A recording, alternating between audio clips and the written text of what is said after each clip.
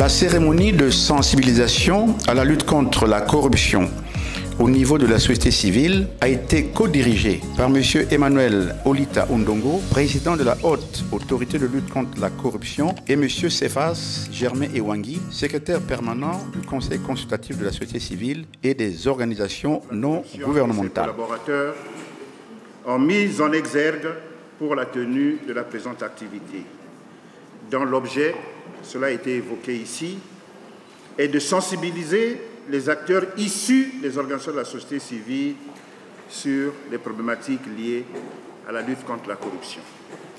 La corruption produit toutes les formes d'effets néfastes, entraînant une totale désarticulation sociale, engendrant par conséquent les pires violations des droits humains. Quand les individus et les familles sont dans l'obligation de payer les pots de vin pour avoir accès au droit à une bourse, à un recrutement, à une propriété, à un acte administratif, aux soins médicaux, ce sont leurs droits fondamentaux qui s'en trouvent manifestement violés. Cette situation dans notre pays devient inquiétante, au point où son Excellence, Monsieur le Président de la République, chef de l'État, ne cesse d'interpeller la conscience nationale en exprimant à chaque fois que l'occasion lui est donnée ses vives inquiétudes quant aux défis liés à la gouvernance, notamment la lutte contre la corruption, et de souligner l'urgence de les relever. Cette activité, pour nous, est donc la bienvenue.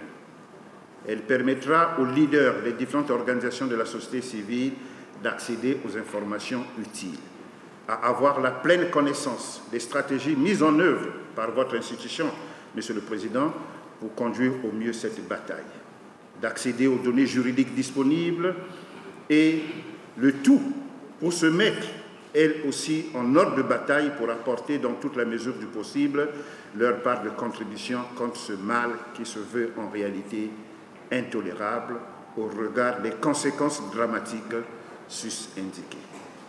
Plein succès à la présente séance d'information et de sensibilisation des leaders et acteurs de la société civile. Je vous remercie pour votre aimable attention.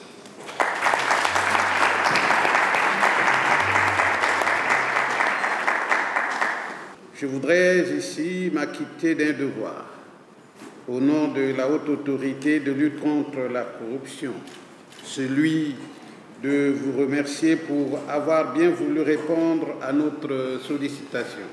Mesdames et messieurs, nous avons le devoir de baliser la voie de l'émergence du Congo tant attendue. Or, il est incompatible de sauver d'un côté l'émergence d'un pays et de l'autre entretenir dans ce même pays des antivaleurs comme la corruption, la concussion, la fraude, j'en passe. Le seul secret pour y arriver, c'est le changement de comportement des filles et fils de ce beau pays que nous aimons tous.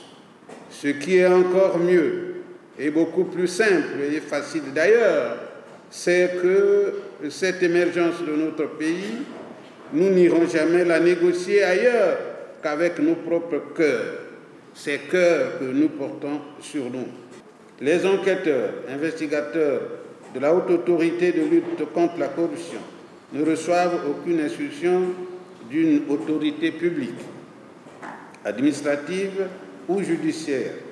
La Haute Autorité de lutte contre la corruption a le pouvoir de se saisir d'office ou d'être saisi par le président de la République, le président du Sénat, le président de l'Assemblée, sur la base des indices probants. Mener les enquêtes ou investigations sur les frais de corruption, de concussion et de fraude. Obtenir de toute autorité publique ou de toute personne physique ou morale la communication des informations et des documents dans le cadre des investigations qu'elle entreprend. C'est ainsi que tout Congolais, là où il se trouve, devra contribuer à la réussite de cette lourde tâche. Que vive le Congo sans corruption. Je vous remercie.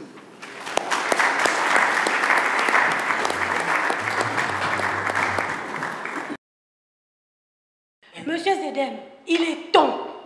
La récréation est terminée. C'est terminé tout ça. Pour les corrupteurs et les corrompus que vous êtes. Arrêtons avec ça, Monsieur Zedem. Arrêtons, bannissons la corruption de notre société.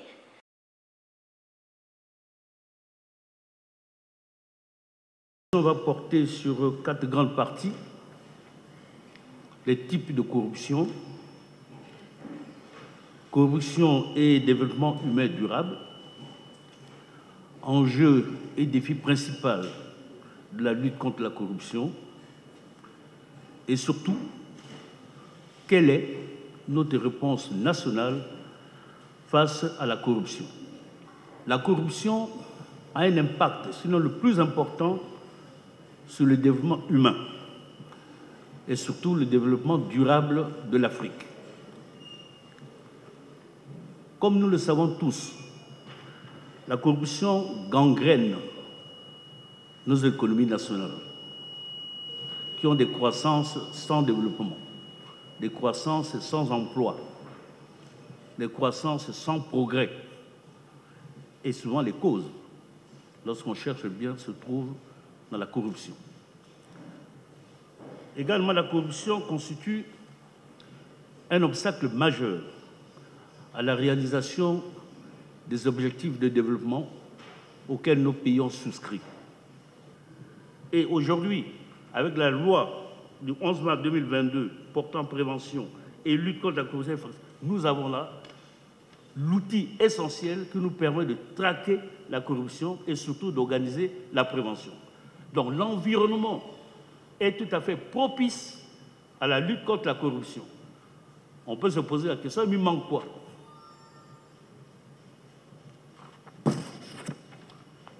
Alors, pour terminer, la HALC, à qui on a donné une haute responsabilité. Rôle et place de la HALC. J'espère que le schéma est là.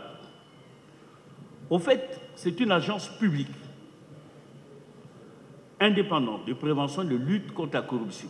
Donc, voyez-vous, c'est une vision, c'est quelque chose qui a été mis en place pour l'avenir. Et la HALC se prépare aujourd'hui et avec tous les parties prenantes pour arriver à faire asseoir le fameux système que je vous ai décrit. La question donc qui sous-tend ce thème-là, est-ce que la société civile a-t-elle un rôle à jouer dans la lutte contre la corruption? La réponse, c'est vrai et aisée, oui. La société civile doit jouer ce rôle.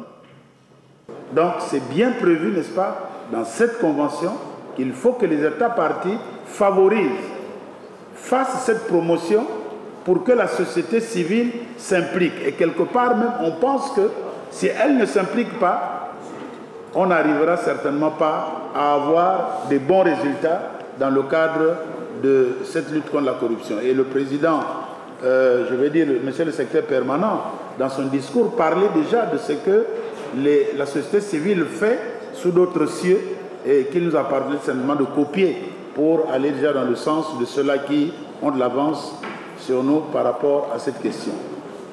C'est pour cela que la HALC, dans le cadre, n'est-ce pas, de ce que nous devons faire ensemble, mon collègue a parlé du partenariat qui devrait exister, n'est-ce pas, entre nous et tous les autres acteurs, n'est-ce pas, on commence par la sensibilisation, mais par la suite, il faudra arriver, n'est-ce pas, à avoir encore des temps de retrouvailles pour renforcer les capacités, pour que véritablement ce travail se fasse, pour qu'on ne reste pas au vœu pieux, pour qu'on ne reste pas sur la lettre, mais qu'on passe véritablement à l'action. Et j'espère qu'on va y arriver. Et donc la prise en compte de tous ces textes, mesdames et messieurs, montre que la lutte contre la corruption n'est pas l'affaire du seul organe de la HALC que nous sommes, de l'agence anticorruption, mais c'est l'affaire de plusieurs autres acteurs non gouvernementaux comme la société civile, et nous y sommes, les médias et les autres. Monsieur le Président, la haute autorité de lutte contre la corruption, Monsieur le secrétaire permanent du Conseil consultatif de la société civile et des ONG, Mesdames et Messieurs, distingués invités, en vos rangs, grades et qualités, toute préséance respectée. entre autres chargés de recevoir les plaintes et les dénonciations contre les actes de corruption et les infractions assimilées. Alors, qu'entendons-nous par dénonciation? En effet, la dénonciation est l'acte par lequel un citoyen signale aux autorités, soit policières, judiciaires ou administratives, une infraction commise par autrui. La dénonciation, donc, se distingue de la plainte, qui est une dénonciation, certes, mais d'une infraction par une personne qui en a été victime. Question: existe-t-il un cadre juridique de protection des dénonciateurs ou des lanceurs d'alerte au niveau de la Haute Autorité de lutte contre la corruption? Réponse: oui. Le cadre juridique de protection des dénonciateurs est prévu dans le chapitre 3 de la loi du 11 mars 2022 précitée, intitulé, je parle du chapitre des dénonciateurs et de leur protection. Il s'agit notamment des articles 91, 93, 94 et jusqu'à 112 de cette loi. Donc, tous ces articles constituent donc le cadre juridique de protection des dénonciateurs.